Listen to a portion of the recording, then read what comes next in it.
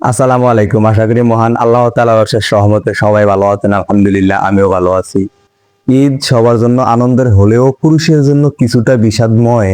বছর ঘুরে ঈদ বা কোনো উৎসব আসলে আনন্দের পাশাপাশি পুরুষ অনেকটাই ব্যথিত হয়। ভিডিওটি শুরু করার আগে সবার কাছে ছোট্ট একটি রিকোয়েস্ট, আপনি যদি এই চ্যানেলের নতুন দর্শক হয়ে থাকেন তাহলে অবশ্যই চ্যানেলটি সাবস্ক্রাইব করে পাশে থাকা বেল আইকনটি প্রেস করে রাখুন। যদি আগে থেকে চ্যানেলটি সাবস্ক্রাইব করে থাকেন তাহলে থ্যাংক ইউ সো মাচ। আর যদি ভিডিওটি ফেসবুক পেজ থেকে দেখে থাকেন তাহলে অবশ্যই পেজটি ফলো করতে ভুলবেন না।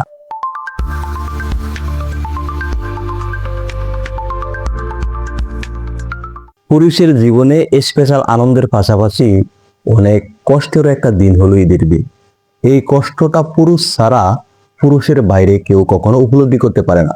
ঈদে বা যে কোনো ধর্মীয় উৎসবে পরিবারের সবাই মন খুলে হাসতে পারলেও পুরুষ মন খুলে হাসতে পারে না।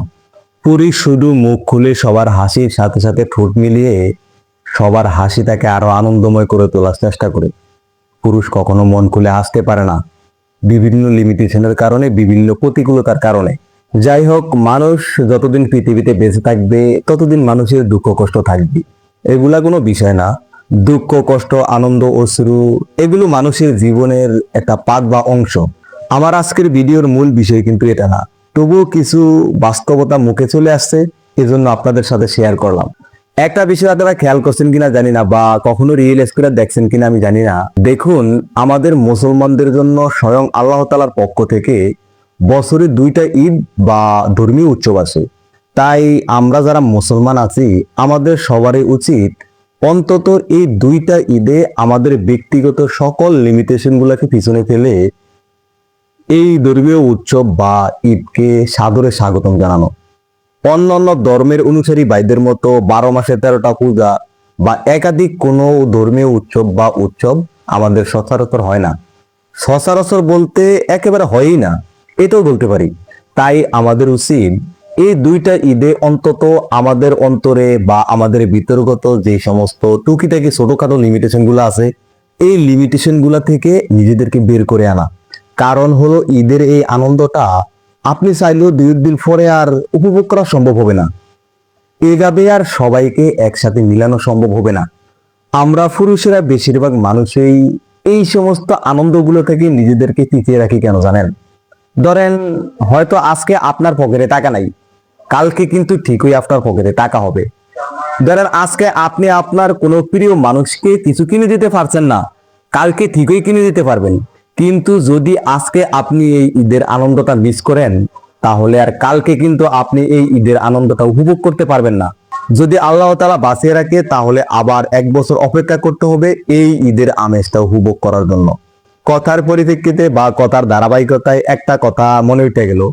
একটা কথা আপনারা বিশ্বাস করেন কিনা জানি না, এই ঈদে আমি বাড়ি যাওয়ার জন্য মোটেও প্রস্তুত ছিলাম না, নিজের ব্যক্তিগত কিছু টুকিটাকি লিমিটেশনের কারণে। হঠাৎ যখন এই সমস্ত বিষয়গুলো আমার চিন্তা চেতনায় উঠে আসলো, তখন সাথে সাথে নিজের ডিসিশন চেঞ্জ করলাম। তখন সাথে সাথে ডিসিশন চেঞ্জ করে ক্ষণিকের মধ্যেই বেরিয়ে পড়লাম বাড়ি যাওয়ার জন্য, কোনো প্রস্তুতি ছাড়াই।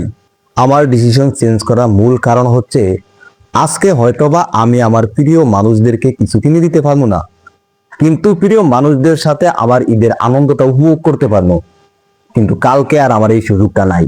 তাই সর্বশেষ আমি বলবো, আপনারা যারা দূর দূরান্তে থাকেন, পড়াশোনা করেন বা প্রয়োজনের তাগিদে চাকরি বাকরি করেন, আপনাদের মধ্যে যদি এমন কেউ থেকে থাকেন যে এখনো চিন্তা ভাবনা করতে আছেন এই ঈদে বাড়ি আসবেন না, তাহলে আমি তাদের উদ্দেশ্যে বলবো বা আপনাদের উদ্দেশ্যে বলবো, আপনি এখন এই মুহূর্তে আপনার ডিসিশন চেঞ্জ করুন, এখনই বাড়ি আসার প্রস্তুতি নিন।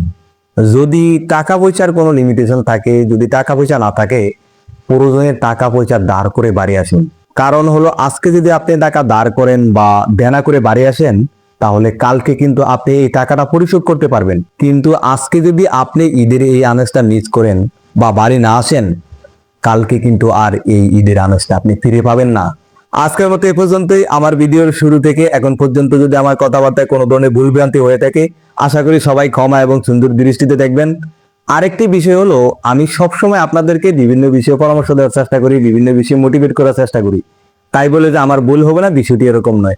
মানুষ কখনো ভুলের ঊর্ধ্বে নয়, আর আমিও একজন মানুষ। আল্লাহ তাআলা বাঁচিয়ে রাখলে সামনে আবার দেখা হবে নতুন কোনো বিষয়ে, নতুন কোনো ভিডিওতে।